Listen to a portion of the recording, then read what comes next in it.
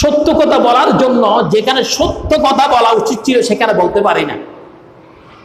একজন মানুষকে সামনে মেরে ফেলেছেন, আমি চোখে দেখেছি।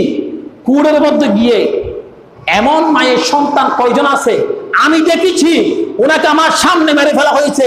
ম্যাজিস্ট্রেট সাহেব, আমি সাক্ষ্য দিচ্ছি আমার সামনে মেরেছেন, আর সাক্ষীর প্রয়োজন নয়, আমি সাক্ষ্য দিচ্ছি। এরকম বলে সাক্ষ্য দিতে পারে মানুষ খুব কম আছে, নাকি না? খুব কম মানুষ আছে কুড়ে গিয়ে সাক্ষী দিতে চায় না, বলছে আমি যদি সাক্ষ্য দিই আগামীকালকে সে আমাকেও মেরে ফেলবে। তার দল বল ক্ষমতা বেশি বলে আজকে আমরা সাক্ষ্য দিতে পারি না। তা আমি যদি দুনিয়াতে সাক্ষ্য দিতে না পারি সামান্যতম হায়াতের জন্য, কিভাবে আমি নবীদের সাথে হাসর হবে, নবীদের সাথে জান্নাতে থাকবো, সিদ্দিকগণের সাথে জান্নাতে থাকবো, শহীদদের সাথে জান্নাতে থাকবো, সামান্যতম সাক্ষীটা পর্যন্ত দিতে পারি না। আজকে বিচারে গেছি, এই বাবা কথা বলি না প্লিজ, একটু বসো, একটু বসো, এদিকে আসো, আমার পাশে আসো, কথা বলি না বাবা।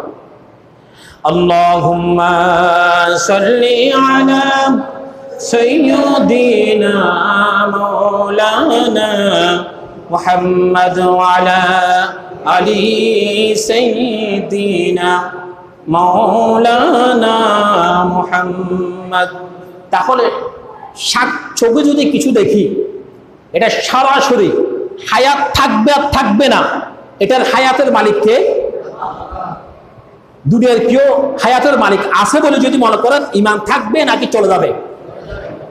যদি আল্লাহ রাখে আল্লাহ, মারে কে? মারে আল্লাহ, রাখে কে? এই ঈমান যদি আপনার ঠিক থাকে দুনিয়ার কোনো কেউ নাই। সমুদ্রের মধ্যে মূসা পয়গম্বরকে সমুদ্রে ফেলে দিয়েছিল, ইউনূস আলাইহিস সালাতু ওয়াস সালাম মাছের পেটের মধ্যে ঢুকে গিয়েছিল, ঠিক কি না? ঢুকে নাই, মাছে কি ফেলেছিল, কিন্তু বাঁচিয়ে রেখেছেন কে?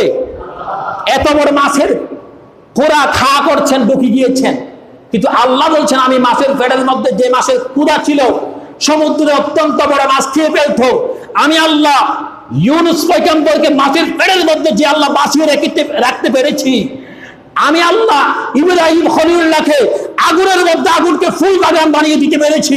সে আল্লাহ সত্য কথা বলতে গিয়ে আমি আল্লাহ তাকে যদি চাই তার মৃত্যু হোক, তার মৃত্যু হবে, আর আমি আল্লাহ যদি চাই তাকে বাঁচিয়ে দেওয়ার জন্য সে কাছে যাবে। সুবহানাল্লাহ বলবেন না?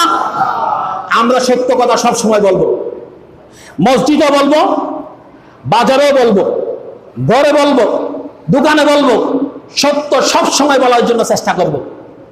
সত্য বলতে গিয়ে মিথ্যা বললেও হায়াত শেষ হয়ে যাবে, সত্য বললেও হায়াত শেষ হয়ে যাবে। দাড়ি আজকে যাদের সাদা, একটু চিন্তা করে আমারটা আজকে এখনো কালো, আমি যদি সত্য কথাও বলি আমার দাড়ি গোলা সময় মতো ফেকে যাবে, পাকবে কিনা? আবার যদি মিথ্যা কথাও বলি ফেকে যাবে। সত্য মিথ্যা এগুলি প্রত্যেকটি ফেরেশতারা লিখতেছেন। আমি কি বলতেছি?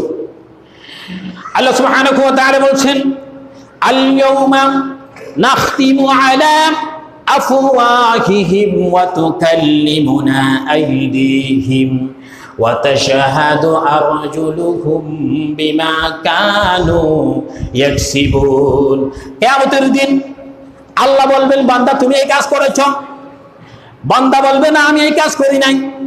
আল্লাহ ফেরেশতাকে ডাকবে, ও ফেরেশতা তোমরা কোথায়? তোমাদেরকে দুইজনকে দায়িত্ব দেওয়া হয়েছিল, তোমরা কোথায়? তখন ফেরেশতারা আসবেন, এসে বলবেন আল্লাহ তাদের লিস্ট করে নিয়ে এসেছি। আল্লাহ এই ফেরেশতাগুলিও বলবেন, তখন তারা বলবেন আল্লাহ ফেরেশতা মিথ্যা কথা বলতেছে, ফেরেশতা মিথ্যা কথা বলতেছে। আল্লাহ বলবেন তাহলে জুবানটা বন্ধ করে দিলাম, যাও হাত বলো কোথায় গিয়ে অন্যায় করেছ, পা বলো কোথায় তুমি গিয়ে অন্যায় করেছ, ওই শরীরের প্রত্যেকটি অঙ্গ, কান বলো কান তোমাকে আমি একটা জুবান দিয়ে দিলাম, কানও বলা শুরু করবে প্রত্যেকটি জায়গায়। আজকে যার সাথে আমি খারাপ করেছি, কোন পুরুষ যদি মহিলার সাথে খারাপ করে, মহিলা যদি পুরুষের সাথে খারাপ করে, আবার এর মধ্যে যদি কেউ যদি কারোর সাথে ধোঁকাবাজি করে, কিয়ামতের দিন দুনিয়ার মধ্যে গোপন থাকলে কিয়ামতের দিন একজনে ওপেন করে দিবেন, তিনি কে? আল্লাহ সব কিছু ওপেন করে দিবেন। গুনাহগুলিকে সামনে এনে নিজে কোন জায়গায় গুনাহ করেছি নিজে জানি, এগুলো সামনে এনে যার সাথে অন্যায় করেছি তার কাছ থেকে ক্ষমা চেয়ে নিতে হবে এখানে কথাটা বলার প্রয়োজনীয়তা ছিল যে আমরা সত্য কথা কম বলি বিদায়, এই জন্য এই কথাটা এতটুকু বলেছি। আমরা সবসময় সত্য কথা বলবো, যেখানে হোক, যদি মারাও যায় সত্য কথা বলবো। পারবেন না? ইনশাআল্লাহ আল্লাহ যদি তৌফিক দান করে সত্য কথা বলবো।